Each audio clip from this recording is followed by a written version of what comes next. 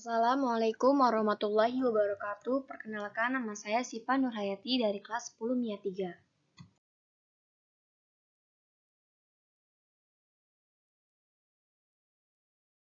Saya akan menjelaskan tentang kerajaan Islam di Nusantara. Pertama, ada Kerajaan Samudra Pasai. Kerajaan Samudra Pasai terletak di Aceh dan merupakan kerajaan Islam pertama di Indonesia. Kerajaan ini didirikan oleh Maurasilu pada tahun 1267 Masehi. Bukti-bukti arkeologis keberadaan kerajaan ini adalah ditemukannya makam Raja-Raja Pasai di Kampung Geodong, Aceh Utara. Makam ini terletak di dekat reruntuhan bangunan pusat kerajaan Samudera di Desa Baurigin, Kecamatan Samudera, sekitar 17 km sebelah timur Lokoseumawe. Di antara makam raja-raja tersebut terdapat nama Sultan Malik As-Soleh, Raja Pasai pertama. Malik As-Soleh adalah nama baru Maurasilu setelah ia masuk Islam dan merupakan Sultan Islam pertama di Indonesia, berkuasa sekitar kurang 29 tahun. Kerajaan Samudra Pasai merupakan gabungan dari Kerajaan Pase dan Peulak dengan Raja pertama Malik As-Soleh. Pada masa jayanya, Samudra Pasai merupakan pusat perniagaan penting di kawasan itu. Dikunjungi oleh para saudagar dari berbagai negeri seperti Cina, India, Syam, Arab, dan Persia. Komoditas utama adalah lada, sebagai bandar perdagangan yang besar. Samudra Pasai mengeluarkan mata uang emas yang disebut dirham. Uang ini digunakan secara resmi di kerajaan tersebut. Di samping sebagai pusat perdagangan, Samudra Pasai juga merupakan pusat perkembangan agama Islam. Seiring perkembangan zaman, Samudra mengalami kemunduran hingga ditaklukkan oleh Majapahit sekitar tahun 1360 Masehi. Pada tahun 1524 Masehi ditaklukkan oleh Kerajaan Aceh. Silsilah Kerajaan Samudra Pasai. Pertama, Sultan Malik Az-Soleh. 2. Sultan Muhammad Malik Az-Zohir. 3. Sultan Mahmud Malik Az-Zohir. 4. Sultan Malik Az-Zohir. 5. Sultan Ahmad Malik Az-Zohir. 6. Sultan Zaid Al-Abidin Malik Az-Zohir. 7. Sultan Nahdlasyah. 8. Sultan Salah ad-Din. 9. Sultan Abu Zaid Malik Az-Zohir. 10. Sultan Mahmud Malik. 11. Sultan Zaid Al-Abidin. 12. Sultan Abdul Malik Az-Zohir. Masa keruntuhan Samudra Pasai. Masa kemunduran Samudra Pasai disebabkan oleh faktor internal dan faktor eksternal. Faktor internal kemunduran adalah adanya perselisihan di antara keluarga kerajaan. Perebutan tahta pemerintahan banyak terjadi sehingga menyebabkan terjadinya perang saudara dan pemberontakan di wilayah kerajaan. Raja Pasai ketika itu tidak mampu berkutik dan bahkan meminta Raja Malaka untuk membantunya. Namun, Raja Malaka juga sedang mengalami masa kritis di mana wilayahnya diserang oleh Portugal. Hingga akhirnya wilayah Malaka jatuh ke tangan Portugal pada tahun 1511 Masehi. Pada saat itu, kekuatan Pasai semakin melemah. Hingga akhirnya 10 tahun kemudian, yang tepatnya pada tahun 1521 Masehi, Portugal menyerang wilayah Pasai dan pada akhirnya Kerajaan Samudra Pasai runtuh. Namun sia-sia kerajaan masih tetap dan hingga tahun 1524 Masehi, di mana Kerajaan Samudra Pasai melebur menjadi bagian wilayah dari Kerajaan Aceh. Rentetan sejarah yang dimiliki Kerajaan Samudra Pasai menghasilkan beberapa peninggalan sejarah yang berharga. Peninggalan-peninggalan inilah yang ditelusuri oleh para arkeolog sehingga dapat ditemukan kebenaran mengenai peristiwa yang terjadi di zaman dahulu. Peninggalan Kerajaan Samudra Pasai yang menjadi sumber sejarah Kerajaan Samudra Pasai diantaranya yaitu pertama, dirham, kedua, donya, ketiga, naskah surat Sultan Zaid Abidin, keempat, stempel kerajaan, kelima, nisan Sultan Malik As-Solih, keenam, nisan Sultanah Narasyah, ketujuh, makam Sultan Muhammad Malik Al-Zohir. 2. Kerajaan Demak. Kerajaan Demak merupakan salah satu kerajaan besar yang pernah berdiri di Pulau Jawa.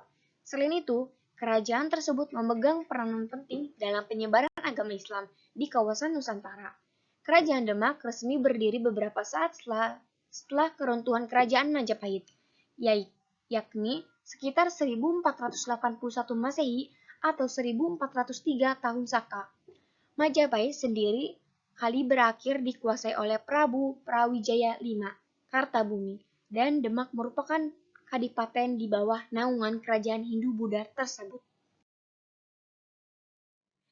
Para mubalik Wali Songo yang berjasa dalam berdirinya Kerajaan Demak selama menyiarkan dan mengembangkan agama Islam, mereka berupaya memusatkannya di satu lokasi dan Demak adalah sentral yang kemudian dipilih di pesisir utara Jawa bagian tengah. Lantas, atas dukungan Wali Songo, khususnya Sunan Ampel, Raden Patah pun ditunjuk sebagai penyiar agama Islam di kawasan Demak. Tak hanya itu, Raden Patah juga membuka pesantren yang berlokasi di desa Gelagahwangi. Tidak membutuhkan waktu lama hingga desa Gelagahwangi mengundang masyarakat. Peran desa tersebut perlahan berubah menjadi sekadar pusat ilmu, pengetahuan jadi pusat perdagangan. Ketika keberadaannya semakin dikenal dan besar, desa Gelagahwangi pun berkembang menjadi Kerajaan Demak, kerajaan Islam pertama yang berdiri di Pulau Jawa. Silsilah Kerajaan Demak. Pertama, Raden Patah, dikenal juga sebagai Pangeran Jimbun. Raden Patah diberi gelar Sultan Alam Akbar Al-Fatah saat menjadi pemimpin Kerajaan Demak. Di bawah masa pemerintahannya, Masjid Agung Demak didirikan di tengah alun-alun Demak. 2. Patih Unus. Patih Unus serta merta memegang pemerintahan Kerajaan Demak saat Raden Patah wafat pada tahun 1518. Kandati penyerangannya terhadap Portugis di Malaka gagal, Patih Unus tetap dianggap sebagai panglima perang gagah nan berani, sekaligus disegani masyarakatnya. 3. Sultan Trenggono. Karena Patih Unus tidak memiliki keturunan, maka tampuk kekuasaan jatuh ke tangan adiknya, Sultan Trenggono. Di bawah kepemerintahannya, pula Kerajaan Demak mengalami masa kejayaan. Selain dikenal sebagai pemimpin bijaksana, Sultan Trenggono mampu memperluas wilayah kekuasaannya hingga ke Jawa Barat dan Jawa Timur. Masa keruntuhan Kerajaan Demak. Sunan Prawoto membunuh adik tiri Sultan Trenggono. Sementara itu, Arya Penangsang mendapatkan dukungan Sunan Kudus selaku gurunya untuk merebut tahta Demak. Dia juga mengirimkan Rangkud, anak buahnya, untuk membalas dendam atas kematian sang ayah. Ada dua versi cerita seputar pembunuhan Sunan Prawoto berdasarkan Badad Tanakawi. 1. Dia dibunuh setelah mengakui kesalahannya pada Rangkud. 2. Rangkud sempat berkelahi dengan Sunan Prawoto Selatan sengaja menikam istri sang Sunan. Tak berbeda jauh, Arya Penangsangan juga menghabisi Adipati Jepara beserta istrinya. Ratu Kaliyamata dibantu Joko Tingkir atau Hadi Wijaya beserta menantu Sultan Trenggono mengangkat senjata untuk melawan Arya Penangsang. Ketika Arya Penangsang berhasil dihabisi, Kerajaan Demak pada tahun akhirnya jatuh ke tangan Panjang pada tahun 1586.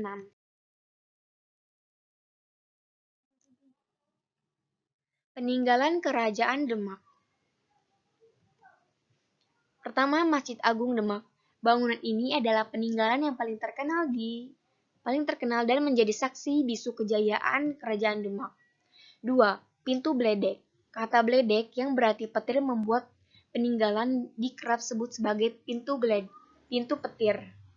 3. Soko Tata atau Soko Guru. Soko Guru merupakan tiang berdiameter 1 meter yang berperan sebagai penyangga masjid. 4.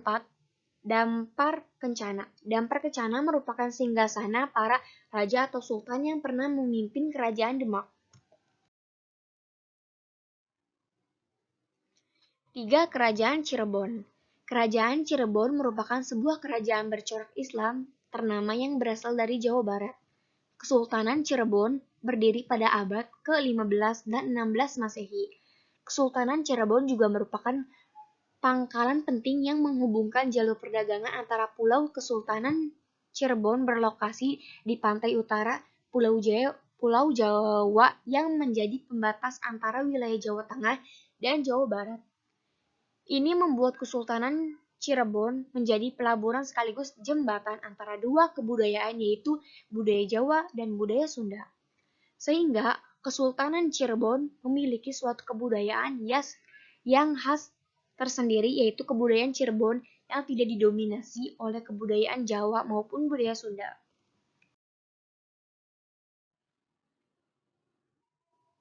Sejarah Kerajaan Cirebon. Menurut Sulendaraningrat yang mendasarkan pada naskah Babad Tanah Sunda dan Atja pada naskah cerita Purwaka Caruban Nagari, Cirebon mulanya adalah sebuah dukuh kecil yang awalnya didirikan oleh Ki Gedeng Tapa yang lama-kelamaan berkembang menjadi sebuah perkampungan ramai dan diberi nama Caruban bahasa Sunda atau campuran. Dinamakan Caruban karena di saat ada percampuran para pendatang dari berbagai macam suku, bangsa, agama, bahasa, adat istiadat, latar belakang dan mata pencarian yang berbeda. Mereka datang dengan tujuan ingin menetap atau hanya berdagang. Pendirian dan silsilah raja Kerajaan Cirebon. Pangeran Cangkarabuana 1430 hingga 1479 merupakan keturunan dari Kerajaan Pajajaran. Ia adalah putra pertama dari Sri Badungga Maharaja Prabu Siliwangi dan istri pertamanya yang bernama Subang Larang, putri Ki Gedeng Tapa. Raden Walangsungsang Pangeran Cakrabuana memiliki dua saudara kandung, yaitu Nyai Rara Santai dan Raden Ki Santang, yang diturunkan oleh ibunya. Posisi sebagai putra mahkota akhirnya digantikan oleh adiknya, Prabu Surawisesa, anak laki-laki dari Prabu Siliwangi dan istri keduanya yang bernama Nyai Centring Manikmayang. Ini dikarenakan pada saat itu, abad 16, ajaran agama mayoritas di Kerajaan Pajajaran adalah Sunda Wiwitan, agama leluhuran orang Sunda, Hindu dan Buddha.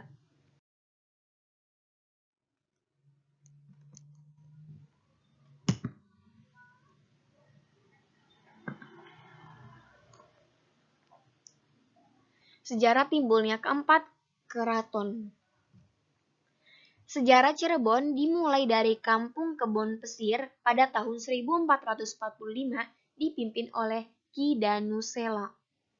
Perkampungan itu mengalami perkembangan. Selanjutnya muncul perkampungan baru yaitu Caruban Larang dengan pemimpinnya bernama Haji Abdullah Imam atau pergerakan Cakrabuana. Caruban Larang terus berkembang dan pada tahun 1479 sudah disebut sebagai negeri Cirebon yang dipimpin oleh Tumenggung Syarif Hidayatullah bergelar Susuhuna Jati.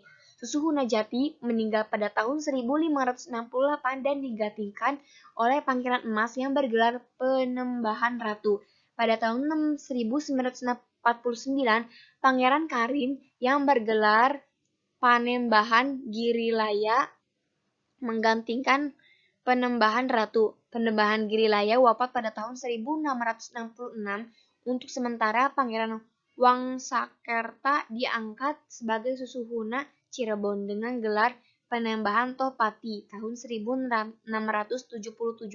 Cirebon terbagi. Pangeran Martiwijaya dinobatkan sebagai Sultan Sepuh bergelar Sultan Raja Syamsuddin. Pangeran Kartawijaya sebagai Sultan Anom bergelar Sultan Muhammad Badruddin. Sultan Sepuh menepati Karton Pakubuwati dan Sultan Anom membangun Karton di bekas rumah Pangeran Cakrabuana, sedangkan Sultan Cirebon berkedudukan sebagai wakil Sultan Sepuh. Hingga saat ini di Cirebon dikenal terdapat 3 sultan, yaitu Sultan Sepuh, Sultan Anom, dan Sultan Cirebon. Keberadaan ketiga sultan juga ditandai dengan adanya karaton, yaitu Karaton Kesepuhan, Karaton Kanoman, Karaton Kecirebonan. Di luar ketiga kesultanan tersebut terdapat satu karaton yang terlepas dari perhatian. Karaton tersebut adalah Karaton Gebang.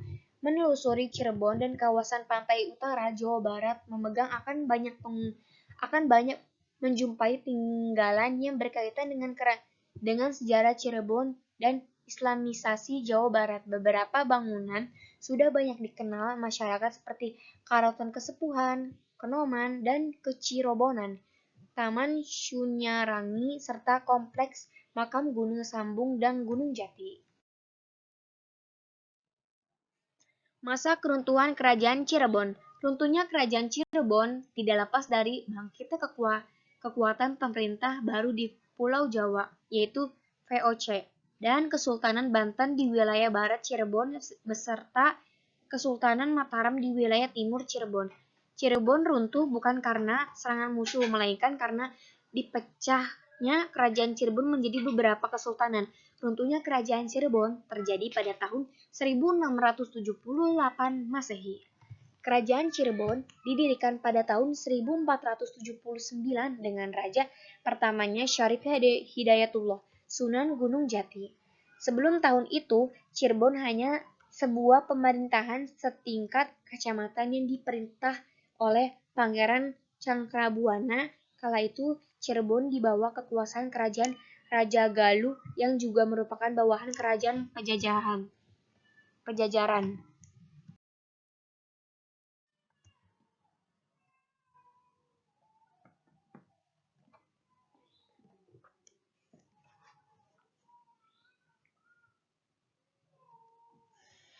Peninggalan dalam sejarah Kerajaan Cirebon di wilayah Indonesia diantaranya ialah pertama, Istana Kasepuhan Cirebon, kedua, Kereta Singa Barong Kesepuhan, ketiga, Istana Kacirebon, 4, Istana Kanoman, 5, Istana Keprabon, 6, Makam Sunan Gunung Jati, 7, Patung Macan Putih.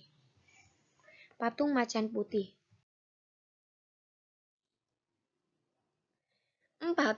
Kerajaan Banten. Kerajaan Banten adalah salah satu kerajaan Islam yang ada di Indonesia yang berdiri di tanah Pasundan, tepatnya Provinsi Banten, Indonesia. Kerajaan Banten sendiri merupakan salah satu kerajaan yang memiliki peranan penting dalam penyebaran Islam di tanah Jawa. Letaknya secara geografis, Kerajaan Banten terletak di Provinsi Banten. Wilayah kerajaan ini meliputi bagian barat Pulau Jawa, seluruh bagian Lampung dan sebagai wilayah di bagian selatan Jawa Barat. Hal ini yang menjadikan Kerajaan Banten sebagai penguasa jalur pelayaran dan perdagangan yang melewati Selat Sunda.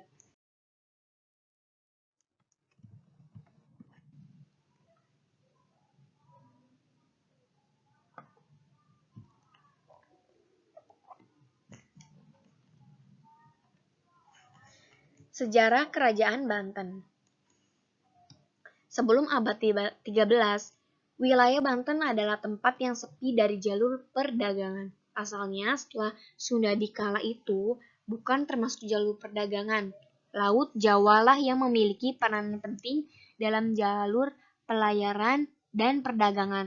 Lalu semenjak penyebaran Islam masuk di wilayah Jawa, Banten mulai agak berarti. Hingga awal abad ke-16, wilayah Banten masih beragama Hindu dan masih menjadi bagian wilayah Pajajaran yang berpusat di Bogor. Bahkan Kerajaan Pajajaran telah melakukan kesepakatan dengan Portugis, sehingga Portugis bisa mendirikan wilayah dagang dan Banten di Sunda Kelapa. Pada tahun 1526, Sultan Trenggono menugaskan anaknya Fathahillah untuk menaklukkan wilayah Pajajaran, sekaligus memperluas kerajaan Demak. Alhasil, pasukan Fathahillah berhasil merebut pelabuhan Sunda Kelapa pada tahun 22 Juni 1527. Dari situlah nama Sunda Kelapa diganti dengan Jayakarta yang berarti kota kemenangan. Hanya dalam waktu singkat, seluruh kawasan pantai utara dan Jawa Barat berhasil diduduki oleh Fathahillah sehingga agama Islam bisa menyebar di wilayah Jawa Barat. Dan dari situlah Fathahillah diberi gelar nama Sunan Gunung Jati. Pada tahun 1552, ditunjukkanlah putra Sunan Gunung Jati sebagai penguasa Banten, sedangkan putra yang lainnya, yakni Pasarean, ditunjukkan sebagai Raja Cirebon. Jadi pada awalnya kerajaan Banten merupakan wilayah kekuasaan Demak. Namun setelah tahun 1552, Maulana Hasanuddin melepaskan diri dari bayangan-bayangan kerajaan Demak dan menjadi kerajaan yang mandiri. Silsilah Kerajaan Banten, pertama Syarif Hidayatullah, kedua Pangeran Hasanuddin, ketiga Maulana Yusuf, Penembahan Pekalangan Gede, keempat Maulana Muhammad, Pengarang Ratu ing Banten, kelima Sultan Abdul Mafakhir Mahmud Abdul Qadir Kenari, keenam Putra Mahkota Sultan Abdul Malim Ahmad, ketujuh Sultan Ageng Tirtayasa Abdul Fattah, ke-8 Sultan Abu Nasr Abdul Hamar Sultan Haji, ke-9 Sultan Abdul Fadl, ke-10 Sultan Abdul Mahasin Zainul Abidin, ke-11 Sultan Muhammad Syifa Zainul Arifin, ke-12 Sultan Syarifuddin Artu Wakil, ke-13 Sultan Muhammad Arif Zainul Asyakin, ke-14 Sultan Abdul Mafakhir Muhammad Aliyuddin, ke-15 Sultan Muhyiddin Zainus Solihin.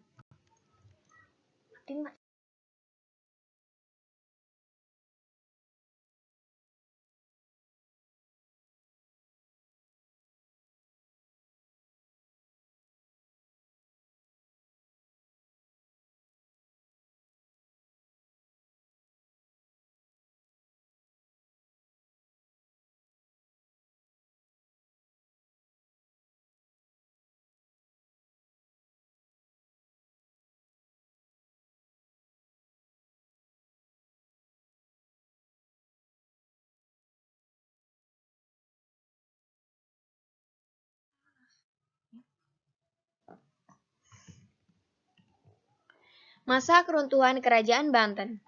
Masa kemunduran Kerajaan Banten terjadi saat pemerintahan Sultan Ageng yang mengalami perselisihan dengan anaknya, Sultan Haji, atas perebutan kekuasaan. Hal ini yang mulai dimanfaatkan oleh VOC. VOC lebih memihak pada Sultan Haji, sehingga Sultan Ageng harus pergi ke arah perdalaman Sunda bersama kedua anaknya, Pangeran Purbaya dan Syekh Yusuf.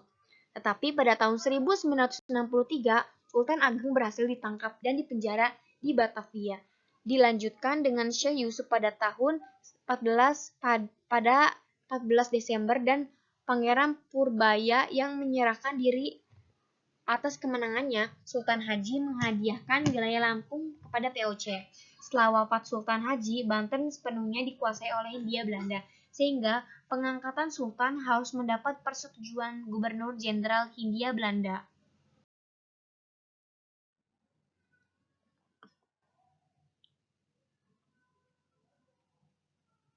Peninggalan Kerajaan Banten.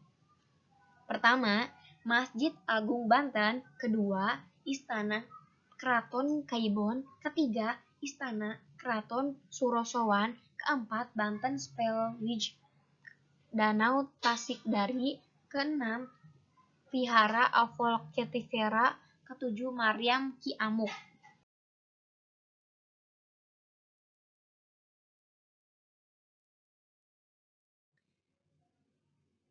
Sekian dari saya. Terima kasih. Wabillahi taufiq walhidayah. Wassalamualaikum warahmatullahi wabarakatuh.